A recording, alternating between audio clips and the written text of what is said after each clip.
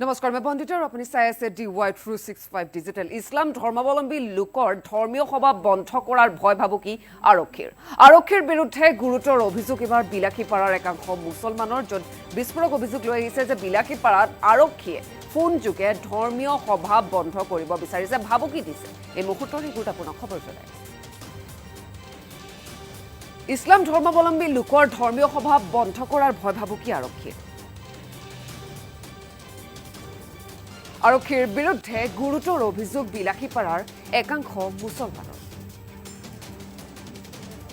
আৰু বিলাসীপাৰাত আৰক্ষীয়ে ফোনযোগে ধৰ্মীয় সভা বন্ধ কৰাৰ ভাবুকি দিয়াৰ এতিয়া অভিযোগ।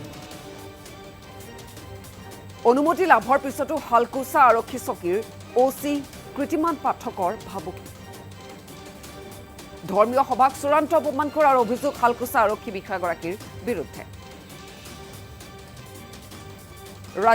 ৰাজিয়াতুল উলুম বানাত মাদ্ৰাছাই চৰকাৰী নিয়ম মানি অনুষ্ঠিত কৰিছিলে ধৰ্মীয় সভা আৰু শান্তিপূৰ্ণভাৱে চলি থকা সেই ধৰ্মীয় সভাখন বন্ধ কৰাৰ ভাবুকি দিয়ে OC কৃতিমান পাঠকে। আৰু OC কৃতিমান পাঠকৰ বিৰুদ্ধে অভিযোগ তুলি এতিয়া জাঙুৰ খাই উঠিল ইছলাম ধৰ্মী লোকসকল।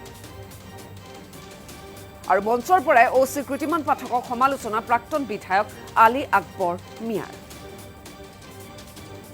লগতে শ ইছলাম ধৰ্মাৱলম্বী লোকৰ ক্ষোভ প্ৰকাশ হালকুচা আৰক্ষীৰ বিৰুদ্ধে। ইছলাম ধৰ্মাৱলম্বী লোকৰ ধৰ্মীয় সভা বন্ধ কৰাৰ ভয় ভাবুকি আহিছে এবাৰ আৰক্ষীৰ তৰফৰ পৰা। তাৰপিছতে জাঙুৰ খাই উঠিছে ইছলাম ধৰ্মাৱলম্বী লোকসকল। আৰক্ষীৰ বিৰুদ্ধে গুৰুতৰ অভিযোগ বিলাসীপাৰাৰ একাংশ মুছলমানৰ। আৰু দেখিবলৈ পোৱা গৈছে বিলাসীপাৰাত আৰক্ষীয়ে ফোনযোগে আচলতে ধৰ্মীয় সভা বন্ধ কৰাৰ ভাবুকি দিছে, এনে অভিযোগ লৈ আহিছে সেইসকল মুছলমান লোকে। অনুমতি লাভৰ পিছতো হালকুচা আৰক্ষী চকীৰ OC কৃতিমান পাঠকৰ ভাবুকি বুলি এতিয়া অভিযোগ।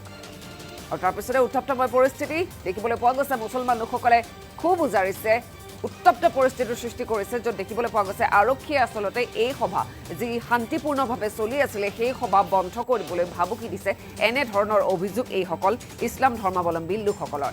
শান্তিপূৰ্ণভাৱে আচলতে চলি আছিলে, কিন্তু OC কৃতিমান পাঠকে এই ধৰ্মীয় সভাখন ফোনযোগে বন্ধ কৰিবলৈ ভাবুকি দিয়াৰ অভিযোগ। আৰু OC কৃতিমান পাঠকৰ বিৰুদ্ধে অভিযোগ তুলি জাঙুৰ খাই উঠিল ইছলাম ধৰ্মী লোকসকল। মঞ্চৰ পৰাই OC কৃতিমান পাঠকক সমালোচনা কৰে প্ৰাক্তন বিধায়ক আলী আকবৰ মিয়াই। আৰু লগতে শ ইছলাম ধৰ্মাৱলম্বী লোকৰ ক্ষোভ প্ৰকাশ হালকুচা আৰক্ষীৰ বিৰুদ্ধে। আৰক্ষীয়ে ফোনযোগে ধৰ্মীয় সভা বন্ধ কৰিবলৈ দাবী উত্থাপিত কৰিছে। এনেধৰণৰ এতিয়া অভিযোগ উত্থাপিত কৰিছে এইসকল ইছলাম ধৰ্মাৱলম্বী লোকসকলে, য'ত সভাখন আচলতে শান্তিপূৰ্ণভাৱে চলি আছিলে, কিন্তু সেই সভাখন আৰক্ষীয়ে ফোনযোগে বন্ধ কৰিব বিচাৰিছে, ভাবুকি দিছে আৰক্ষীয়ে। এই অভিযোগ লৈ আহিছে এই ইছলাম ধৰ্মাৱলম্বী লোকসকলে এইগৰাকী আৰক্ষী OC কৃতিমান পাঠকৰ বিৰুদ্ধে। অনুমতি লাভৰ পিছতো হালকুচা আৰক্ষী চকীৰ OC কৃতিমান পাঠকে ভাবুকি দিছে ধৰ্মীয় সভাখন বন্ধ কৰিবলৈ। এনেধৰণৰ এতিয়া অভিযোগ এইসকল ইছলাম ধৰ্মাৱলম্বী লোকসকলৰ। আমাৰ ওচৰত মন্তব্য আছে, মন্তব্য শুনাই ল'ব বিচাৰিছোঁ। কমিনাল নহয়, মুসলমানে কোনোদিন সাম্প্রদায়িক কাম করা নাই। তোমালোকে মোক জ্বলাই নলবা, আমাক সুন্দরভাবে সভা হয়ে আছে, ধর্মের বাদে কোনো কথা হওয়া নাই। এতিয়া আলী আকবর মিয়াক বেয়া পাবা, তোমালোকে জ্বলালা কিয়? ধমকি কিয় দিছ? সেইকাৰণে আলী আকবৰ মিয়াও ধমকি দিছে। তোমালোকৰ নিচিনা এনেকুৱা পুলিচ কেইটাক ঠিক কৰিবলৈ মা দেউতাই আলী আকবৰক জন্ম দিছে। ভয় খাই বেয়া পাই লাভ নাই। চাওক, দুৰ্ভাগ্য মই MLA নাই, মই বিধায়ক থাকিলে এই টেলিফোনটো নাহিলে হয়। দুৰ্ভাগ্য আপোনালোকৰ মই নাজানো, মই বিধায়ক নাথাকোঁতে পুলিচৰ মানে হাতটো 18 ইঞ্চি, এতিয়া 22 ইঞ্চি হৈ গৈছে, বেছি বাঢ়িছে। মইতো ক'লোই, পুলিচৰ ক্ষমতা থাকিলে আলী আকবৰ মিয়া ইয়াত আছে, তোমালোকে আহা, তোমালোকৰ আইনটো মই শিকাই দিওঁ। তোমালোকে যিটো ভাবিছ যে 10টা নহয়, তোমালোকৰ লিখোতে ভুল হৈছে। অহাকালি 24 তাৰিখৰ ৰাতি 10টালৈকে তোমালোকে পাৰ্মিশ্যন দিছে, গাঁথান দিছে না কিয় কৈছা আজি 10টাৰ আগত বন্ধ কৰিব লাগে? তোমালোকে চিঠি পঢ়ি লোৱা, তোমালোকে চিঠিটো পঢ়ি লোৱা। লিখাত যদি ভুল হৈছে ৰাইজক তুমি ক্ষমা খোজা, বন্ধ কৰিম। কিন্তু তোমালোকে অহাকালি 24 ৰাতি 10টালৈকে তোমালোকে পাৰমিশন দিতেছ। তাৰমানে পুলিচে এই কৰে, মানুহক মানুহ বুলি গণ্য নকৰে, মানুহে ভাবে পুলিচে বোধে বেছি জানে। তোমালোকৰ নিচিনা পুলিচ ঘৰততো মই পিয়নো নাৰাখো।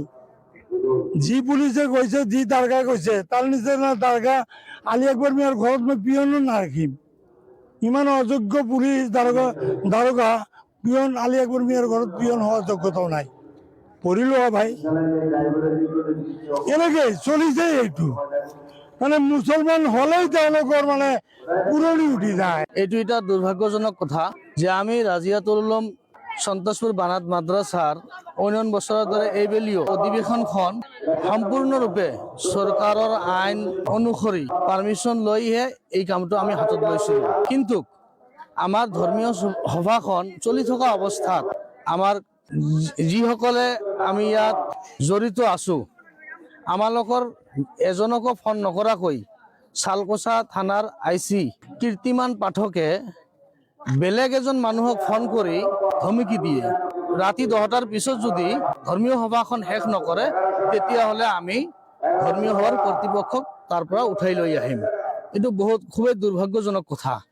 যদি এনেকুৱাই হয় তেতিয়াহ'লে পাৰমিশ্যন লোৱাৰ মূল্যটো কি থাকিব, আৰু আমি চৰকাৰক কেনেকৈ বিশ্বাস কৰিম, আৰু আমি ধৰ্মীয় সংখ্যালঘুবোৰে ক'ত আস্থা ৰাখিম যে আমি আমাৰ নিজৰ ধৰ্মীয় যিবিলাক পৰিৱেশ, ধৰ্মীয় অধিৱেশন চৰকাৰৰ সম্পূৰ্ণৰূপে পাৰমিশ্যন লোৱাৰ পিছতো আমি শান্তিপূৰ্ণভাৱে কৰি থকা এখন প্ৰগ্ৰামক বন্ধ কৰিবলগীয়া হয় আৰু ভয় ভাবুকি দিয়ে। এইটো এটা জঘন্য কথা হৈছে, এইটো বৰ নিন্দনীয় হৈছে। ইয়াত আমি একেবাৰে এইটো কামত সন্তুষ্ট হোৱা নাই। আমালোকৰ পাৰমিশ্যন যিটো আছে, আমি এপ্লিকেশ্যন কৰিছিলোঁ ৰাতিপুৱালৈকে আমাৰ ধৰ্মীয় সভাখন থাকিব, কিন্তু পাৰমিশ্যন কপিত যিটো লিখা আছে আজি আবেলি 4 বজাৰ পৰা 24 তাৰিখ আবেলি ৰাতি 10 বজালৈকে আমাৰ পাৰমিশ্যনখন লিখা আছে।